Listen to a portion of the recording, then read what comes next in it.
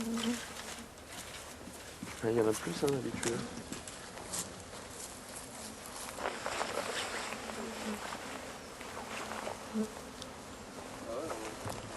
Regarde les deux là-bas.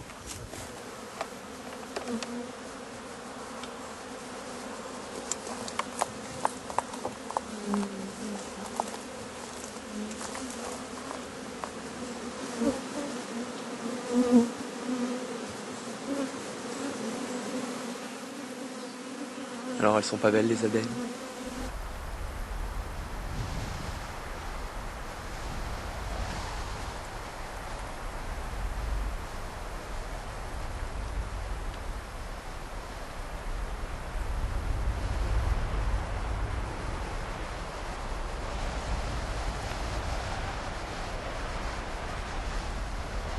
Nous sommes en 2001, au cœur de la Lozère, sur un drôle de rocher appelé le Truc du Midi. En face, la ville dans la vallée, c'est Marvejols. C'est là que notre petit groupe s'est formé, le groupe des Apis. Vous rêviez de devenir apiculteur. Moi, j'étais là pour préparer un film sur les abeilles. Nous avions 20 ans et une formation agricole nous avait réunis.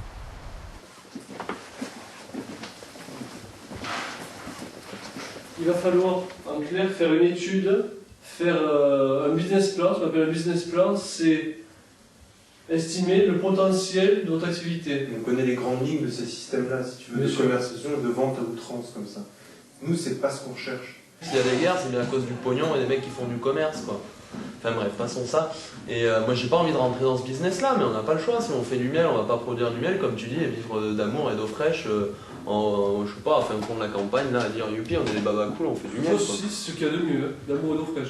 Ah ouais, mais si j'y arrive, je t'appelle, hein, je te le dis, là, j'y suis arrivé. Le problème, c'est que j'ai peur que j'y arriverai pas, quoi. Parce que moi, boire de l'eau, c'est pas mon truc. Ça va bien? Ah bah ça va. Ah bah ça va. Quelques retards, mais quelques kilomètres dans le nez. Ça va? Ça va bien. Ah bah ça va. Comment ça va? Bah ouais, pareil, hein. Ça va, ça bonjour, À cette époque, je n'avais pas prévu de vous filmer. Mais à force de débats, de discussions, de fou rires et d'engueulades, j'ai voulu garder une trace. Car en réalité, la formation se déroulait entre nous, autour de cette table. Ah oui, ouais, ça c'est... Il est salé? Non, non, pas du tout. Sucré comme du miel.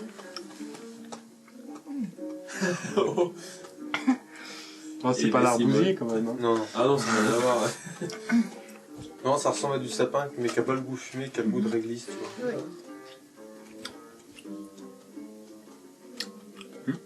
Non, c'est marrant. Hein.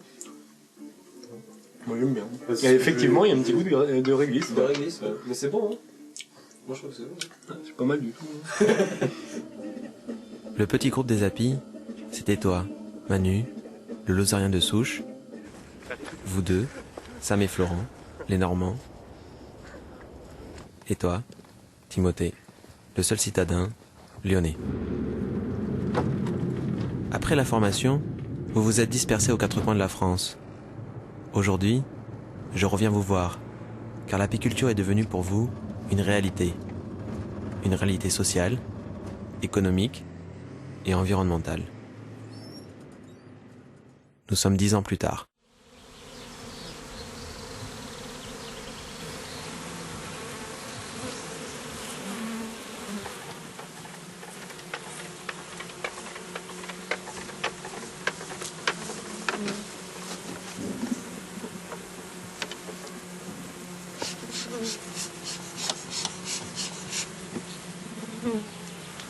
Déjà, savoir surfer sur une ruche.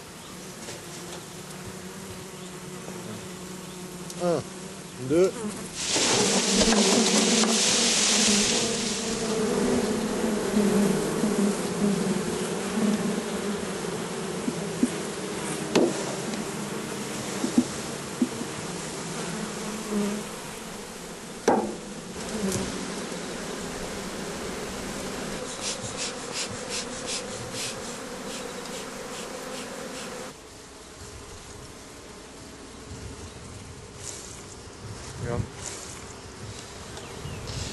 crache bien.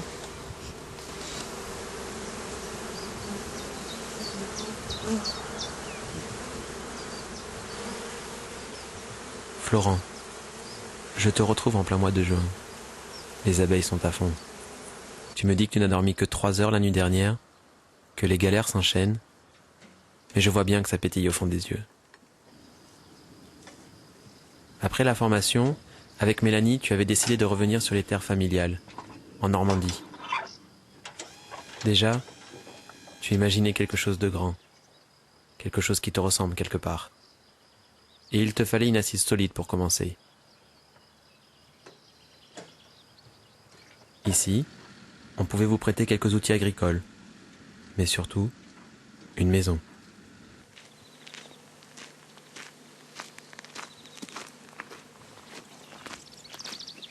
Pas mal, hein?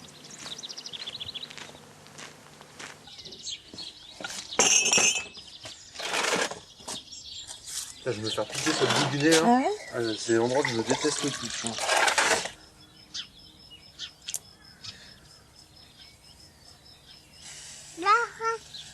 Non, pas celle-là, celle-là. Non, là, les grosses. J'ai toujours rêvé d'être agriculteur.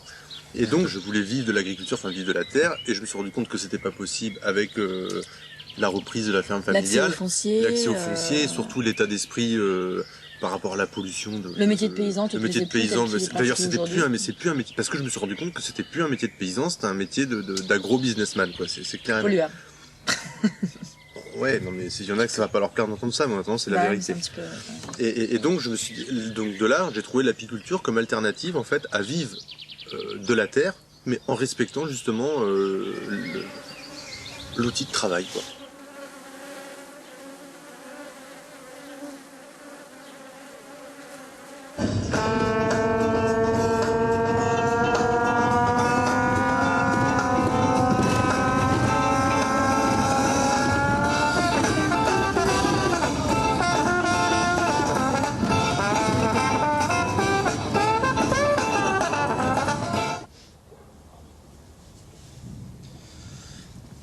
Comme d'habitude, on fait les squatteurs.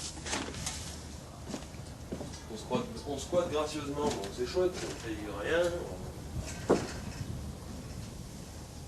Les mieleries en 2 parties, C'est pas des plus pratiques, hein. Bon, quand t'as pas le choix, t'as pas le choix. Hein.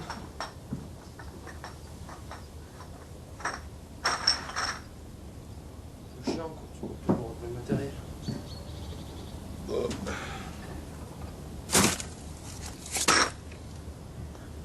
Manu, tu n'as pas quitté les montagnes. Tu t'es installé à la frontière de la Lozère et de la Haute-Loire, au pied du mont Mézin. Ça ne m'étonne pas. Plus le climat est rude, moins il y a de monde. Et ça, c'est vital pour toi. Par contre, plus le climat est rude, et plus l'installation d'apiculture est difficile.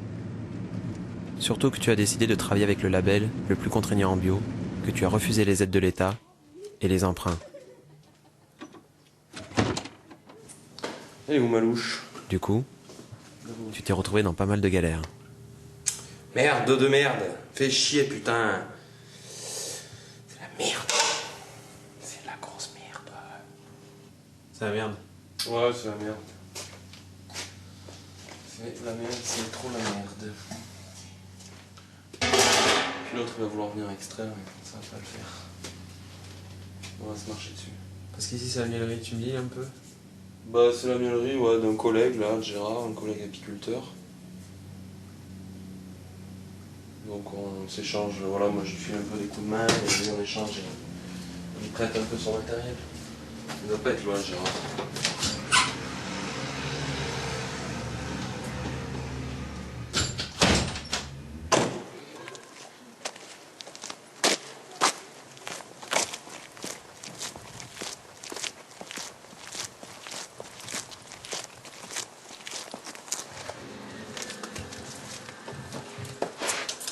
Bonjour mademoiselle. Aujourd'hui, tu me présentes Julie, Ouais, t'as vu, on est productif, hein. qui t'offre un nouveau souffle pour continuer ce métier. Moi j'aime bien ça. Ouais, elle est sympa. ou ça. Ouais, bon après voilà, j'ai repris vite fait ce que j'ai vu, mais faut faire un mix. Mais après tu vois, je vais juste suggérer l'abeille, quoi, pas forcément dessiner une. Ouais, juste suggérer. Tu vois lui, je regardais Julien Picard, il a fait un petit bonhomme qui récolte sur. Ouais. J'ai envie d'un truc très original. Moi j'ai envie d'un truc qui suggérait l'abeille, pas forcément dessiner une abeille. Ouais, non, c'est très bien, c'est très bien. Un truc original. Mais bon voilà, j'ai commencé juste ce soir. D'accord, mais c'est bien déjà, c'est chouette. Alors lundi. Plus faible l'après-midi. On se décidera. Hein.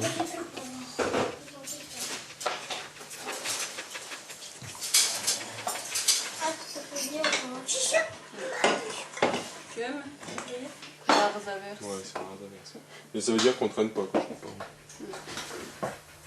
On tente ? On tente. Bon, bah alors on y va. Faut que j'appelle la mère.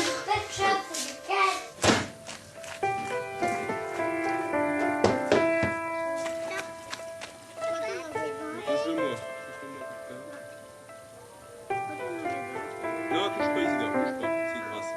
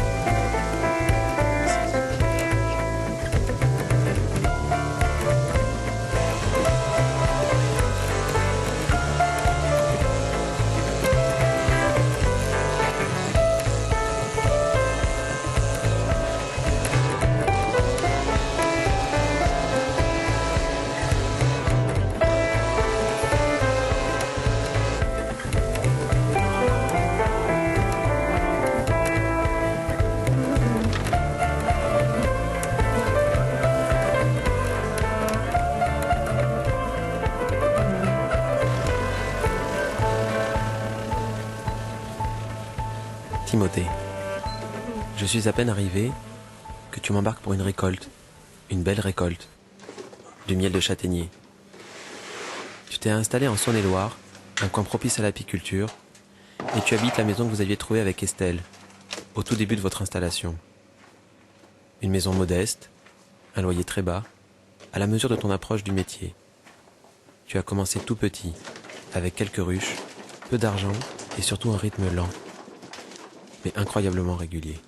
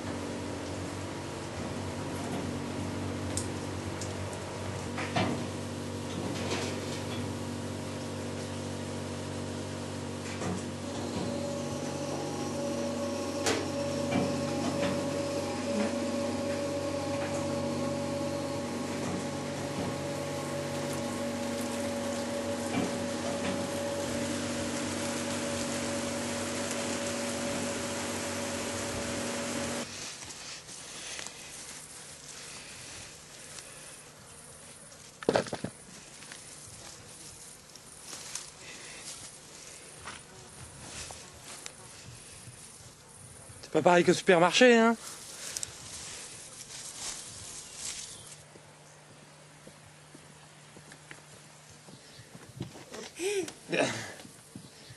Et Louloute, regarde là. Là. Là, là. Guck mal, Feli. Hier. Guck mal. Hier machen wir. Guck mal.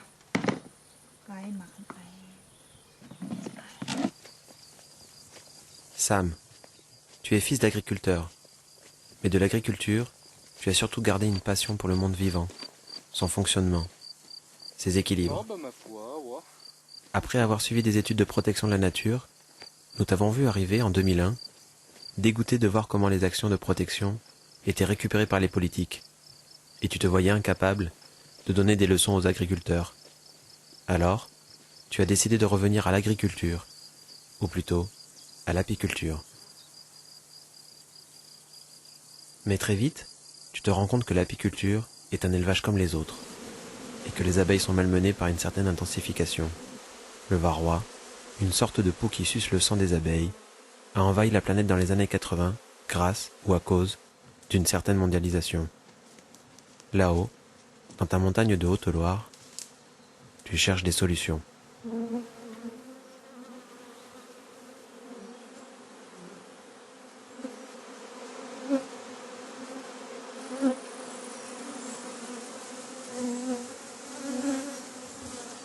Des gens qui font des comptages comme ça pour se rendre réellement compte du problème, il n'y en a pas, on n'a pas des milliers et des milliers, c'est une certitude. Hein.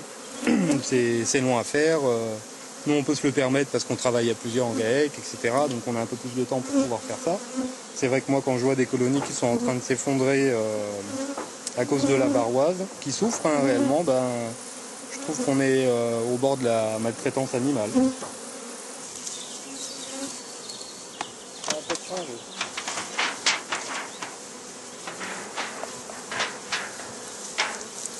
Donc en fait, on fait simplement du graissage de plaques avec la graisse de cochon ou de canard. En fait, c'est un acarien. Ça ressemble un peu à une petite tique rouge-brune, qui vivait sur une espèce d'abeille asiatique et bon, ils ont fait des trafics, ils ont ramené des abeilles européennes sur l'île de Java et en fait Varroa a réussi à passer sur Apis mellifera et en arrivant enfin en France en tous les cas dans les années 80, il a dézingué l'abeille à l'état sauvage ou chez les papis et mamies dans les fermes. C'est un truc de fou. 35 varrois, donc celle-là, il faudra l'arrêter rapidement.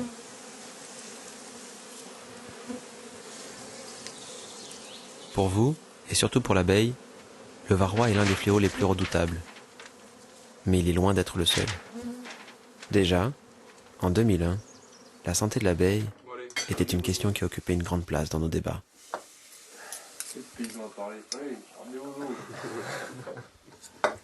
Ce qui va rester finalement à butiner aux abeilles, vu que l'espace se diminue énormément, eh ben, ça va être des endroits, tu vois, des endroits qui peuvent être comme des jardins, des petits jardins et tout, qui sont en vérité assez pollués, quoi. Parce que le gars, il fait son petit mélange pour ses 3 rangs de poireaux ou ses 3 trucs. Bah déjà, il en met 4 mètres à côté sur les autres trucs, tu vois, il met un peu plus de la dose pour être sûr que ça marche. Mais là, on va être mal, hein. C'est qu'il y a des zones qui vont être interdites gauchos pour faire des tests. Ils ont autorisé le machin, sauf dans certaines zones où c'est interdit, sur tout, et ils vont faire des tests sur les abeilles. Ah d'accord. Mais le problème, c'est qu'avec la rémanence du produit dans le sol, voilà, et ben, on aura quand même des intoxications sur ces cultures-là au printemps. Et ils vont dire, vous voyez, c'est pas... Ouais, et Bayer, il va dire, mais attendez, il y a peu de gauchos cette année, et il y a des intoxications, enfin les abeilles crèvent. Mais il n'y a pas de gauchos. C'est pas nous, quoi, tu vois. Même sur un... Et là, on a trop passé pour des cons, quoi. On va faire une abeille OGM, que lui foutre n'importe quel insecticide sur la gueule, elle ne meurt pas. L'abeille qui n'en veut, mon petit gars. L'abeille qui n'en veut, ouais. On va leur faire butiner des chrysanthèmes, comme ça on va leur mettre un peu leur peau de vivre. On va faire du miel de cimetière, juste pour dire, les apiculteurs désœuvrés vont faire du miel de cimetière. Miel de la Toussaint.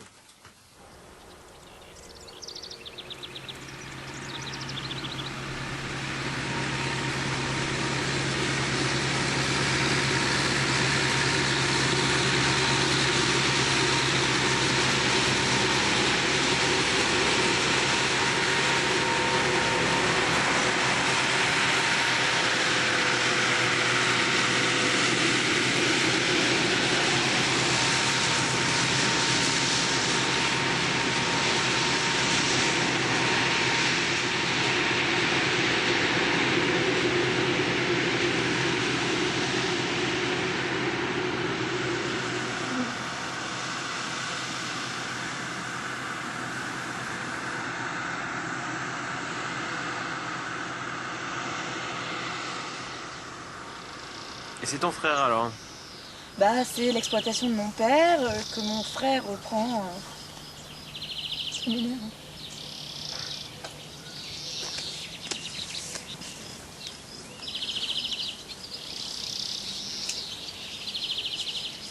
Si les politiciens continuent de filer des subventions à ceux qui les intoxiquent, qui sont en train d'intoxiquer la planète, ça continuera comme ça. Parce qu'en attendant, c'est le cas. Oui, il y a 20 ans, ils ont empêché les famines, enfin, ils empêchent encore des famines et les gens qui crevaient de faim, entre guillemets, parce qu'il y a toujours plein de monde qui crève de faim. C'est pas l'absolu bio, mais c'est qu'au moins que... On n'est plus à l'après-guerre, quoi. Maintenant, ça a changé, quoi. On n'est plus dans le même siècle, quoi. On est conscient qu'on est en train de faire des grosses saloperies avec tout ça, et enfin, bon, c'est malheureux, quoi. Et vous voulez passer en bio, du coup, à terme ou... Bah, nous, en fait, on pense qu'on a déjà une activité où on est quand même déjà en phase avec le respect de la nature. C'est d'ailleurs pour ça que je suis allé dans les abeilles et pas en essayant de reprendre l'exploitation familiale. On met toutes les chances de notre côté pour éviter les cultures, éviter les colzas, les tournesols. Éviter, on fait pas de pollinisation, on va pas sur les pommiers, un petit peu à la maison. Mais, ouais, mais c'est parce que c'est ici, quoi. Côtes, mais sinon, on va que dans des endroits, des forêts, on cible les forêts, acacia, tilleul, châtaignier, et le tout de fleurs du bocage normand, quoi. Être en bio, c'est presque un autre métier. Déjà pas à chier. C'est se souvenir de tout ce que les anciens savaient, de tous les trucs qu'il fallait respecter et tout ça. Et aujourd'hui, c'est des trucs qui sont quasiment perdus, on ne sait plus tout ça. Donc il faut commencer par réapprendre tout ça. Parce que tous les anciens qui le savaient, ils sont morts aujourd'hui. Donc ça demande un réapprentissage, une écoute, une observation. Ça demande beaucoup de temps pour observer tout ça. Et c'est un souci dans un système où tu es au taquet et où tu n'as pas le temps de prendre le temps d'observer. Alors toi, c'est ça. Je me dis pourquoi je me baisse pour désherber, alors que de toute façon, notre jardin bio, désherbé à la main, il est gavé de phyto, quoi. Mais parce que sinon, ça serait pire, mes rêves. Ouais, d'accord. Bon bah, je continue alors. Oh là, il y a un trou là. Oh, il y a un terrier de lapin dans le jardin, j'hallucine. Vous avez choisi d'être apiculteur, de vivre de la vente du miel. Mais votre véritable souci, c'est l'abeille. En ce début de siècle, ce n'est pas vraiment la forme pour elle. Les pesticides, le varroa, les champs de fleurs qui disparaissent, et dernièrement, un nouveau prédateur qui n'est pas encore arrivé dans vos régions, le frelon asiatique. Votre métier semble cristalliser les dégradations écologiques. Parmi les apiculteurs, vous êtes de ceux qui critiquaient aussi l'activité en elle-même, les trop longues transhumances qui stressent les abeilles, le nourrissement au sucre qui crée des carences, et surtout, la pollution génétique. Sam, le plus naturaliste du groupe, tu déploies une énergie folle pour tenter de conserver le patrimoine génétique de l'abeille noire, l'abeille locale. Pour moi, tu es une sorte d'incroyable Don Quichotte des abeilles.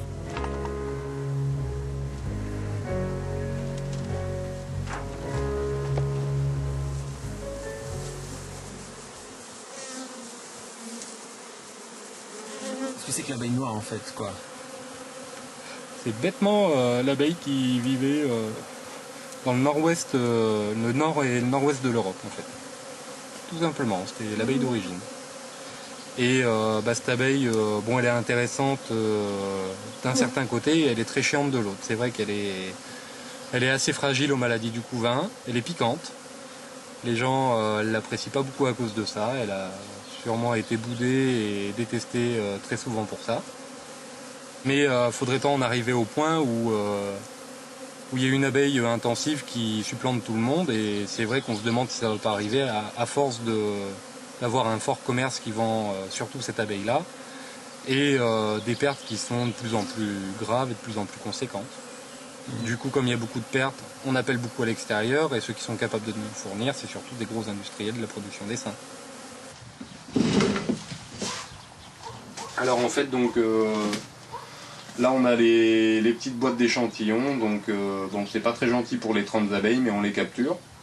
On les met dans cette petite boîte qui est percée pour qu'elles respirent, et après on les fait mourir au congélateur. En fait, les abeilles étant à sang froid, on pense, hein, parce qu'on n'est pas dans leur tête, mais qu'elles tombent en léthargie et qu'elles meurent comme ça sans trop souffrir, quoi.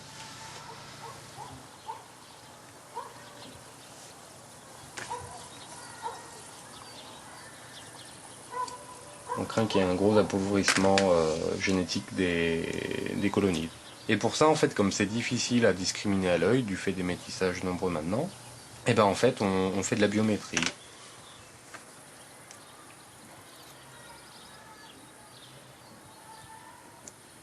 Donc là, c'est la 100, on le marque bien. Et après, on passe ça au scanner, tout simplement, et puis au logiciel de biométrie, qui analyse en fait des rapports. Il y a indice de Hantel, décalage discoïdal et index cubital. Ça fait 3 critères. Donc voilà, on est motivé pour essayer de faire quelque chose pour essayer de sauver de l'abeille noire, ou du moins sa génétique, parce qu'en réalité, pour ma part, je crois pas qu'on y arrive à la sauver comme elle est. Mais au moins ses gènes, que la variabilité des gènes chez l'abeille soit se préserver un petit peu dans tous les coins. Mais ça, par contre, c'est pas du tout rentable, hein. Ça nous fait perdre de l'argent puisqu'on en gagne. On pourrait passer ce temps-là à faire des trucs beaucoup plus intéressants pour notre subsistance, hein. Ça, pas de problème, hein. Ou aller faire du surf, je sais pas où. C'est un peu grave.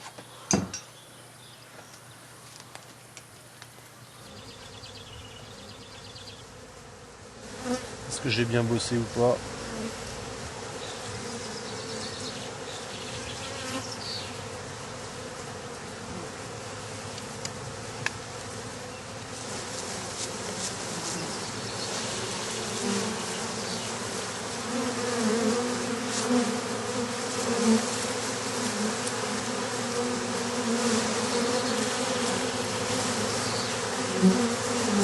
C'est les cadres d'élevage, donc ça c'est les futures reines qu'on va mettre en couveuse. Donc là ça fait 5 jours qu'elles sont dans la ruche, elles ont élevé, elles sont operculées. Et après ça va rester 7 jours en couveuse et après elles vont éclore. Et après on va pouvoir les introduire dans des essaims.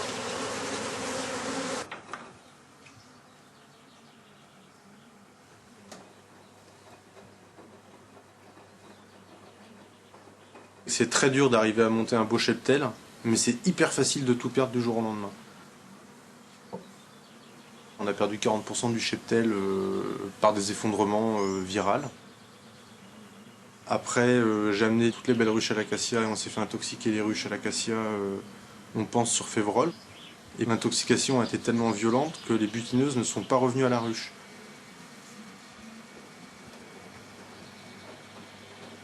J'essaye justement de tenir le coup tout le temps, mais c'est vrai que c'est super dur, quoi. C'est moralement vachement dur. Parce que de voir tout le boulot qu'on fait, qui est énorme, les gens ne se rendent pas compte quand on mange une cuillère de miel, le boulot que ça représente de l'abeille, mais de l'apiculteur aussi. Et de voir notre société qui... Les apiculteurs tirent la sonnette d'alarme, hein, ils la tirent, on ne peut pas dire le contraire, hein, mais les gens ils en ont rien à foutre. Hein. Ils continuent à les foutre dans le caddie, les merdes industrielles les moins chères, les moins chères, les moins chères. On n'a jamais consacré aussi peu d'argent à la nourriture par rapport à... Depuis que l'homme travaille pour se nourrir, depuis tout le temps. Et on n'a jamais mangé autant de la merde, quoi. Et on est en train de s'intoxiquer avec cette bouffe de merde qu'intoxique notre environnement, nos terres et l'être humain, enfin la planète. Et c'est vachement dur d'encaisser ça, quoi. Parce qu'on est soi-disant un être intelligent et je me rends compte que j'ai l'impression que l'intelligence c'est propre de l'animal et que l'homme, il y a bien longtemps que c'est plus un animal, quoi. C'est un abruti, quoi. Enfin bon, c'est comme ça, je veux les marquer mes reines. pour refaire des belles ruches qui se refont intoxiquer, j'espère pas l'année prochaine, l'année d'après. Non, je dis ça, je suis pessimiste, mais c'est vrai que c'est dur. C'est dur, mais faut y croire. Allez, je vais marquer mes rênes.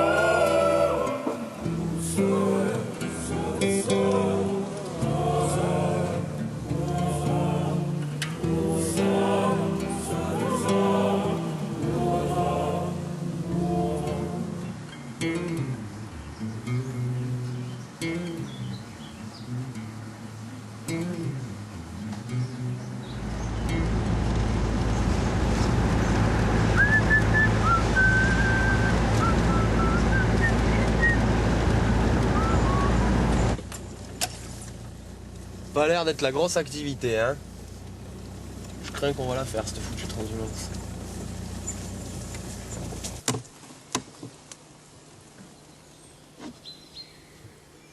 Rien du tout, quoi. Elles sont dans la hausse, mais c'est vide. Bon, écoute, on regardera ça après. Moi, j'ai faim, j'ai envie de manger une autre.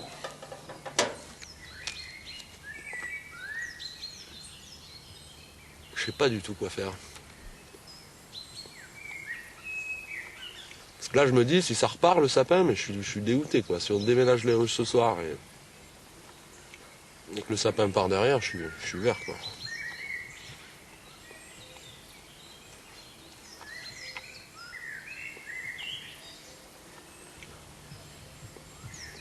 On va regarder les provisions, je crois, et on va faire en fonction de ça. J'ai commencé à bosser en nature et progrès. Je me suis vite ramassé la gueule quand même, faut le dire. Hein. Faut dire les choses comme elles sont.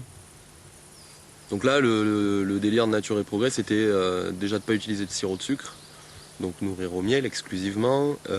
Donc bien entendu, ne pas utiliser de produits de traitement chimique, d'avoir de la cire conventionnée en bio, de travailler le plus possible en gardant des souches d'abeilles locales, des souches d'abeilles qui sont adaptées à leur milieu, etc. etc. C'est aussi limiter les transhumances, c'est aussi utiliser un petit peu moins de pétrole que ce qu'on fait. C'est sûr qu'on n'est pas très très propre, hein, faut le dire quoi. Enfin, pour moi, c'était pas des contraintes en fait, si tu veux, dans le sens où ça me paraissait, c'était pour moi une logique absolue que l'abeille a un cycle naturel, a toujours vécu bien avant l'homme et a très bien vécu sans l'homme. Mais le problème aujourd'hui, c'est qu'on a mis notre nez dedans et voilà. Moi, je me rends compte avec le recul d'avoir perdu, parce que j'ai eu des pourcentages de pertes assez élevés, de pertes de ruches. Donc, je me suis quand même rendu compte maintenant avec le recul que je crains que l'abeille ne puisse pas survivre toute seule aujourd'hui dans la nature. Mais bon, c'était pour moi une logique absolue, quoi. Et de toute façon, il fallait que je le tente, il fallait que je l'essaye, il fallait que j'essaye de faire un truc le plus propre et le plus respectueux de la bestiole possible.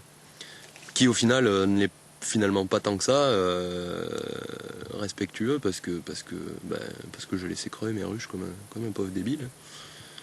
Et je me rends compte aujourd'hui, voilà, je suis quand même attaché à mes petites bêtes.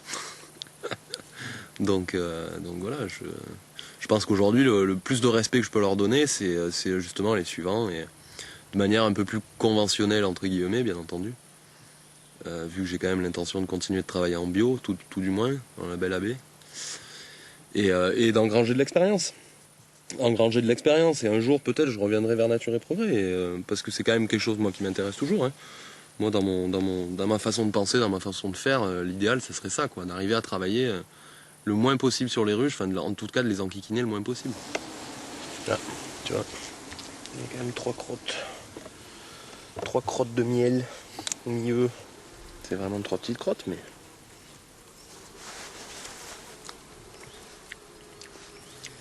pas de doute sur la marchandise. Moi je crois qu'on va les laisser, Sylvain. Je me boufferais trop les doigts si... Parce que là si ça donne, c'est direct dans la hausse que ça va bloquer.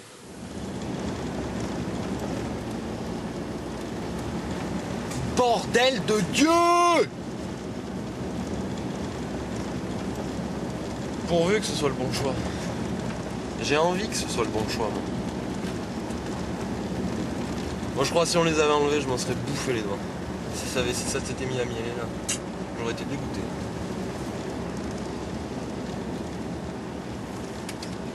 Travailler en bio est difficile pour vous tous. Dans le groupe, Timothée, tu as été le premier à y parvenir. Et ça fonctionne. Plutôt très bien.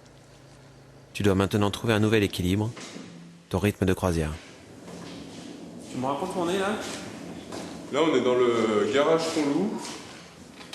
C'est un ancien relais télécom. Un grand bâtiment qu'on a trouvé en location à 5 minutes de chez nous.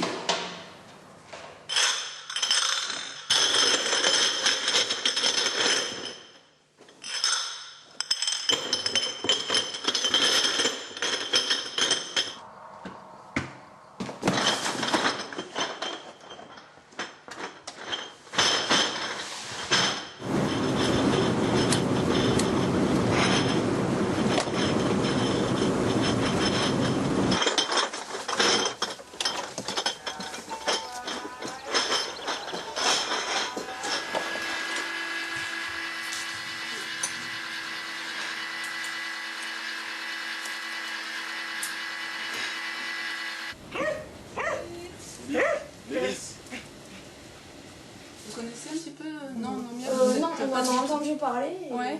On est allé aussi, qu'on a vu ça, au centre du goût à Charolles. D'accord. Celui-là, ils sont super liquides avec la chaleur. Ouais. Merci. Celui-là, c'est encore plus mon préféré. Ah ouais. Dans le panier, il y a les 3... Alors là, j'ai le châtaignier, l'acacia et le mont du Charolais. Et puis j'en ai un autre, mais le miel a cristallisé, donc c'est pas très joli. Non, mais c'est celui-là. Vous, en fait, dans l'exploitation, le gros problème, ça a été ça, c'est le bâtiment. Hein. Bah, c'est vrai que le stockage du miel, tout ça, on peut plus là. Là, on sait qu'il y a la récolte d'été qui arrive et ça va être le why. Hein. Ça va être le bordel, ouais. En même temps, c'est bon signe, c'est-à-dire qu'il y a du miel qui rentre, quoi.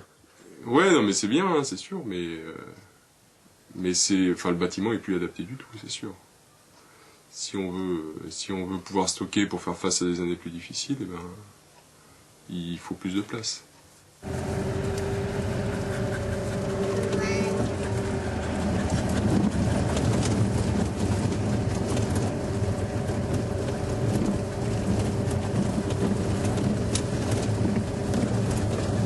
Voilà chez nous.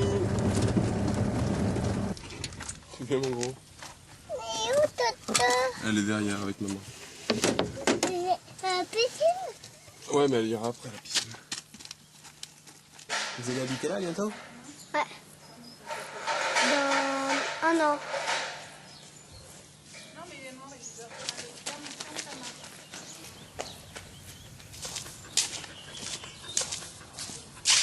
Alors, la porte des clients, notre porte. Et là, on rentre dans la miellerie. Mise en pot, transformation, stockage de miel et puis magasin.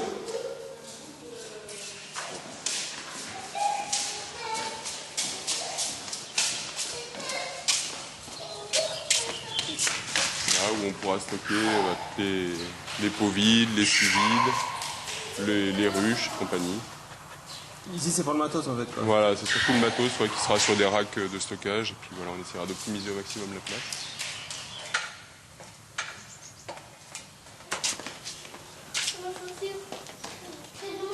Cuisine, salon, séjour ici. Et puis après, salle de bain avec la petite fenêtre, le cellier qui donnera sur le hangar pour avoir un accès couvert.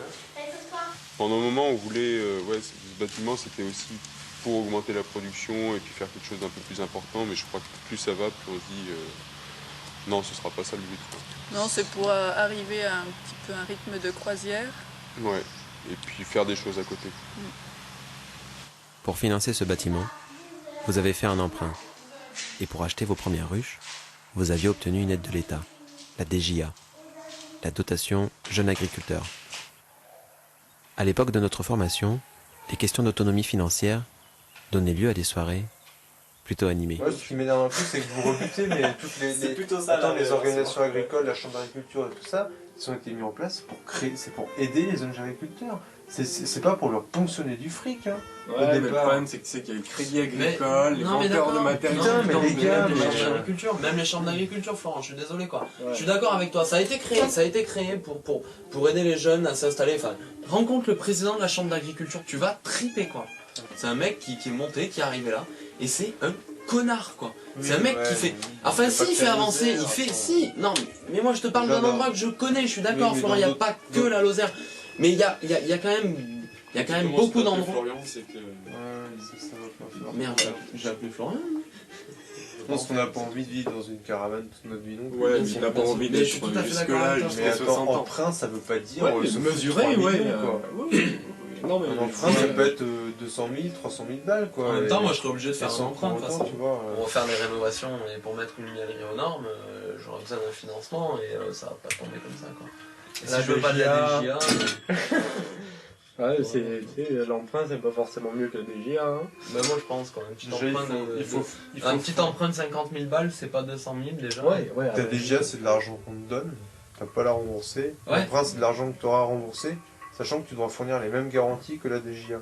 Donc, moi, je prendrais la DJA pour les emprunts. Moi, ça va. Moi, je pense que la DJA, tu vois, la DJA, on te dit, on te fait miroiter que tu la rembourseras pas, mais en fin de compte, avec toutes les dépenses que tu auras à cause de ta DJA, tu vas la rembourser. Tu vas la rembourser à mon avis. Quoi.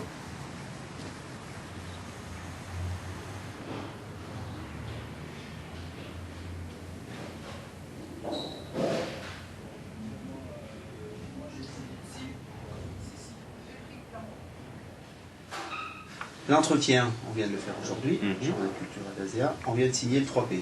Vous en êtes là. Ouais. Maintenant, il vous manque à réaliser le 3P, donc faire toutes les préconisations. Une fois que ça c'est fait, ce qu'on disait, les attestations de présence, vous me les faites passer. On fournit tout ça à la DDT et on valide le 3P. Une fois que le 3P est validé, il vous reste à faire le PDE, l'étude économique, ce qu'on appelait l'EPI avant. Une fois que votre PDE est fait, il faut trouver une banque. Ça passe en commission. Une fois que c'est passé en commission, derrière vous avez un an pour vous installer. D'accord. La constatation d'installation arrive. Ça peut aller vite comme ça peut prendre beaucoup de temps. Ok. Bon, mais parfait. Très bien.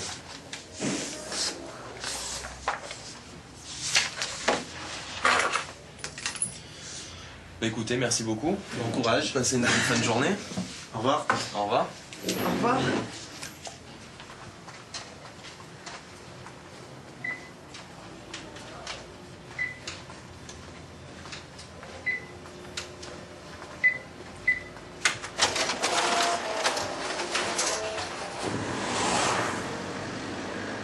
J'accepte de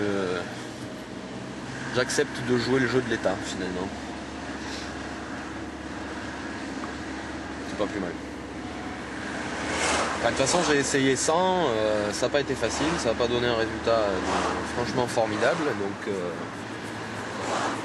Donc je prends l'option avec. Ça sera peut-être pas mieux, hein. Je serai peut-être toujours aussi nul en termes de gestion d'entreprise, hein. Je sais pas. On verra bien ce que ça donnera, hein.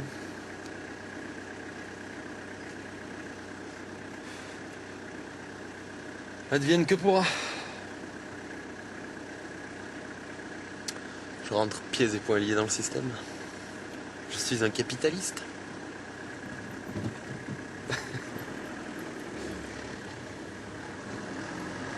Maintenant, je peux avoir une grosse exploitation bourrinée.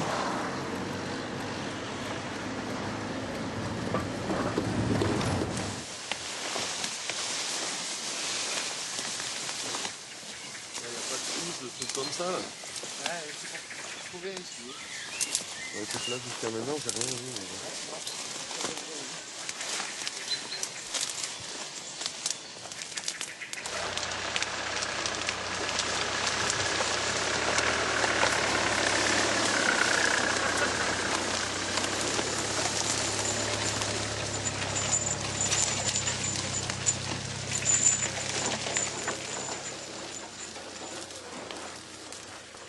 Comment défoncer la nature?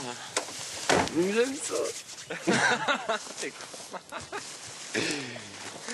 Bon, et ben voilà, bah écoute, super. Allez les filles, rentrez donc dans votre maison. Fort comme un maçon. Hein? Fort comme un maçon. Tu veux qu'on les prenne à deux les aussi? Comme tu veux. On peut. Ce qu'il y a, c'est que c'est pas bien pratique en fait. Oh mon Dieu, on fume!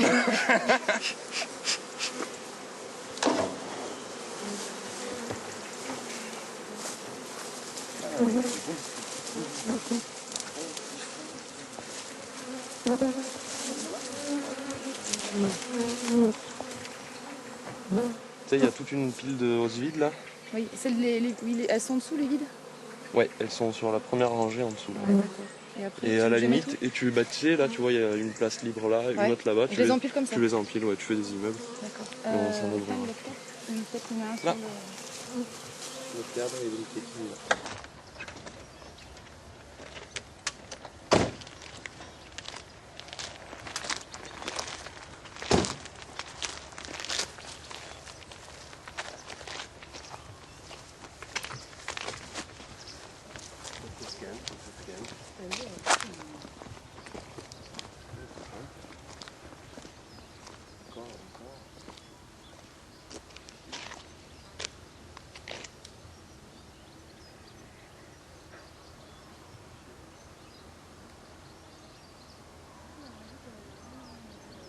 Pas petit quoi. Faut qu'après, hein, je veux dire, entre partie habitable et partie exploitation, on remplira bien l'espace, à mon avis. Avec tout ton matériel.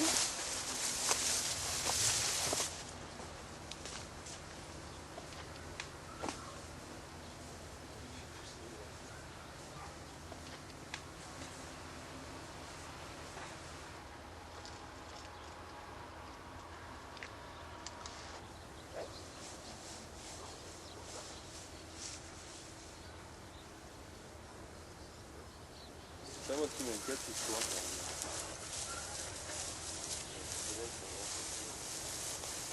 S'il passe l'hiver comme ça, on va récupérer une baraque. Pas à moitié en ruine,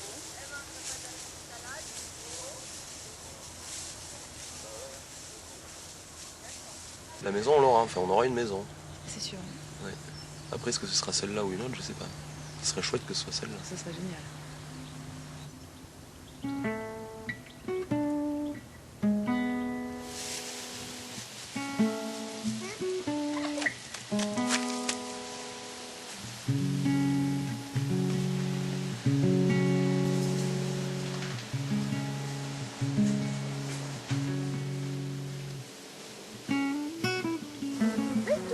Touche pas.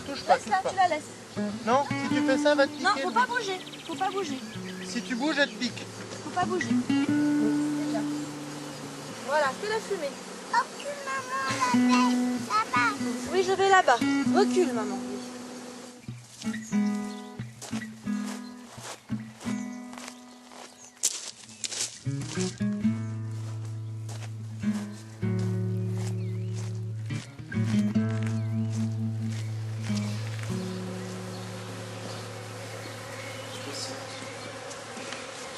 Et 24. C'est bien? Ouais, mais il reste encore 80 dessins à faire. Et t'as plus de ruche? Et je suis au sec.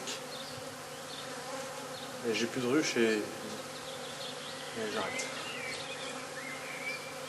Et objectif bien rempli. Moi je suis content.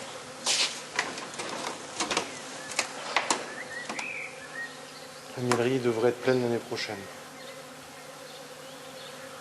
Si ça va. On verra. On fera tout pour. On fait déjà tout pour. Il n'y a pas de raison. La nature rend bien le travail qu'on fait quand même.